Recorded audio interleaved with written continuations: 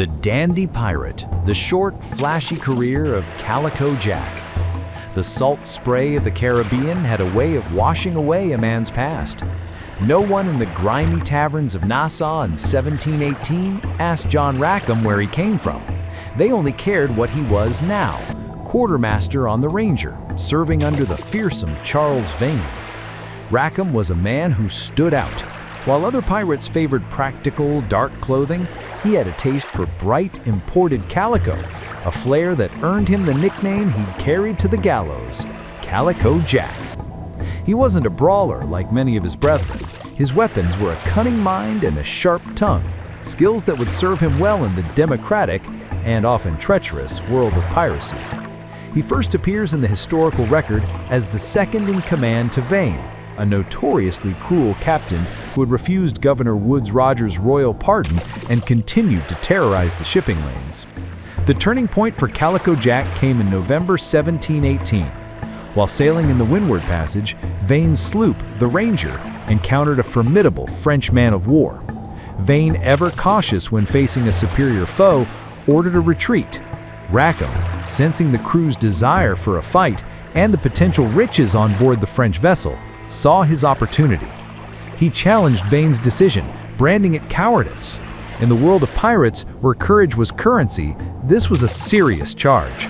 A vote was called, and the crew, swayed by Rackham's charisma, deposed Vane from his captaincy. In a move that was surprisingly magnanimous for a pirate, Rackham gave Vane and his few loyal supporters a small sloop and supplies, sending them on their way. The Ranger now belonged to Captain Calico Jack Rackham. Rackham's early days as captain were moderately successful. He focused on smaller, lightly armed merchant vessels and fishing boats, a less glamorous but often more profitable approach than taking on warships. He captured the wealthy merchant ship Kingston near Jamaica, but pirate hunters were quickly dispatched, and Rackham and his men were forced to abandon their prize and hide in the woods of Cuba. It was after this setback that Rackham's story took another turn. He and his crew made their way back to Nassau in 1719, and, appearing before Governor Rogers, requested a royal pardon. They claimed they had been forced into piracy by the notorious Charles Vane. Rogers, who despised Vane, believed them and granted the pardon. For a time, Calico Jack lived the life of an honest man, but the allure of the sea and the thrill of the pirate's life were strong, and his time on shore was marked by a fateful encounter. In a Nassau tavern, he met Anne Bonny, a fiery, independent woman married to a sailor named James Bonny. A passionate affair began, and when her husband discovered it, he brought Anne before Governor Rogers, who threatened her with flogging for adultery. Rackham offered to buy Anne from her husband in a divorce by purchase, but she refused to be sold like property. Instead, the lovers decided to flee together. In August 1720, they gathered a small crew, stole a sloop named the William, and slipped out of Nassau Harbor under the cover of darkness, voiding Rackham's pardon and marking their return to piracy. Anne Bonny joined the crew, initially disguised as a man to avoid the superstition that women on board were bad luck.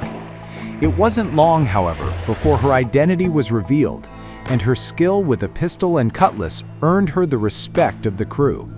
She fought alongside the men, proving to be as fierce, if not more so, than her male counterparts. Their crew soon grew by one more remarkable woman.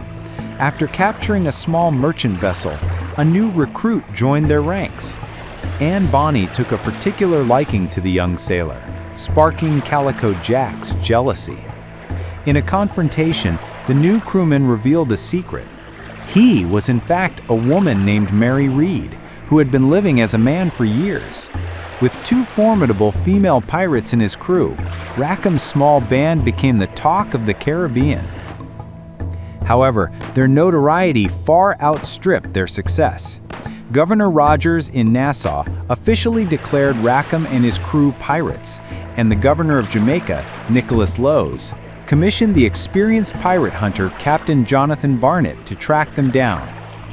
The end came swiftly and ignominiously. In October 1720, Barnett found the William anchored at Bry Harbor Bay in Jamaica. Rackham and most of his crew were drunk, celebrating their recent captures. According to legend, when Barnett's sloop attacked, only Anne Bonny, Mary Read, and one other crewman stayed on deck to fight. Disgusted by the cowardice of the men hiding below, Mary Read reportedly fired a pistol into the hold, yelling for them to come up and fight like men. Their resistance was futile. Rackham and his entire crew were captured and taken to Spanish Town, Jamaica, for trial. The verdict was swift and predictable: guilty of piracy. Calico Jack Rackham and the men of his crew were sentenced to hang. Before his execution, Rackham was allowed one last meeting with Anne Bonny. He likely expected words of comfort, but instead received a scathing rebuke that would echo through history. "I'm sorry to see you here, but if you had fought like a man, you need not have been hanged like a dog." On November 18, 1720, Calico Jack Rackham was executed in Port Royal. His body was then gibbeted, placed in an iron cage, and hung on display on a small islet at the entrance to the harbor. A grim warning to any who would follow in his footsteps. That islet is still known today as Rackham's Cay. Calico Jack was not the most successful or feared pirate of his time. His legacy is instead defined by his flamboyant style, the iconic skull and crossed swords flag he popularized, and the two extraordinary women who served on his crew. His story is a testament to the fact that in the golden age of piracy, a legend could be built on more than just plundered gold.